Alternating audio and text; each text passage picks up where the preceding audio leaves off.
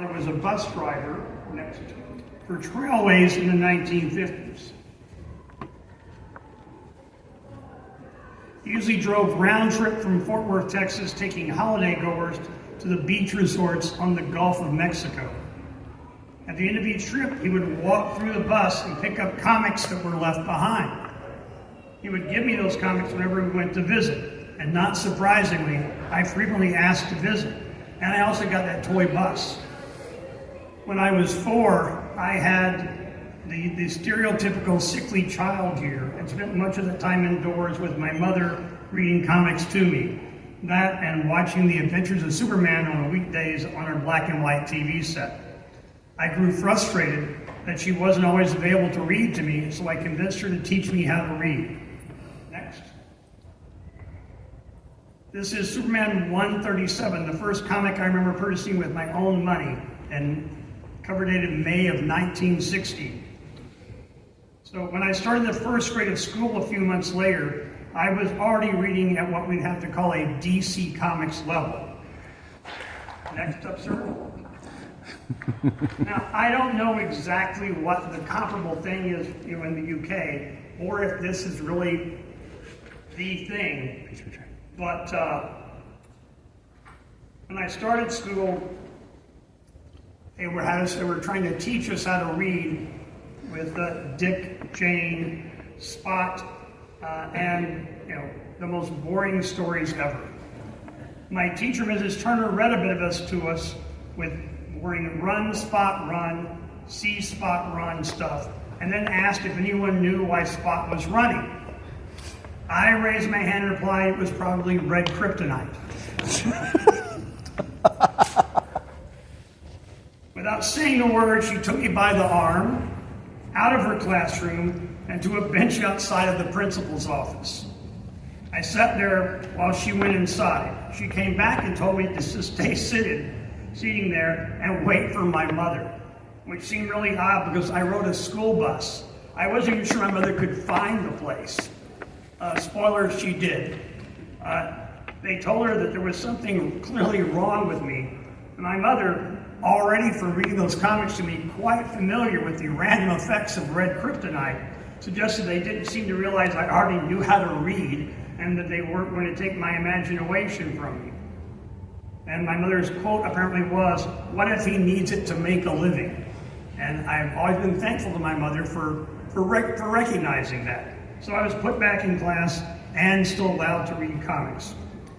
Eventually, I started buying duplicates of the comics that I was sure would be desirable in the future, bringing my capitalistic skills into place.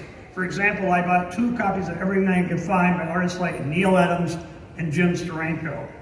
And as a sidebar, there's nothing that compared to being in a business meeting with Neil Adams and pointing out you used to ride your bicycle to buy his comic books. It didn't take me long to start selling new comics to my friends at conventions. In 1973, as Phil Sewing's Seagate account number 40. I was 19, and yes, it absolutely feels like it's been 51 years since 1973. Retailer-distributor relations were primitive in those days. Let me give you 2 examples. Next. A monthly order form from Seagate arrived in early 1974. This was just a simple list organized by publisher, and this is also when first issues were a rarity as opposed to an every week occurrence. This month there was actually a first issue from Marvel. The info in the order form read, Savage Sword Conan number 1, $1, shipping in June. So I called my distributor, Phil Sewing. What's this Savage Sword number 1, Phil? It's the first issue of a new Conan title from Marvel. At a $1 cover price, is it a magazine like Savage Tales? Probably. Is it new or reprint? Not sure. Okay, thanks, Phil. Next. So I was also part of putting out a fanzine called Tales from Texas at that point because energy is wasted on the young.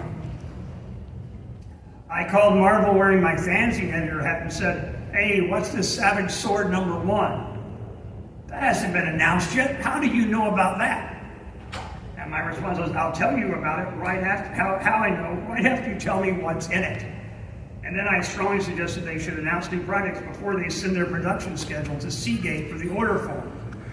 So, publishers announcing titles and contents in advance of solicitation and ordering, you're welcome. Example 2, next slide. I made my first trip to New York City in 1975 to attend Phil Slimming's annual Comic Art Convention. I was now 21. It was on the traditional July 4th weekend at the Commodore Hotel, which I believe was appropriately demolished the following year.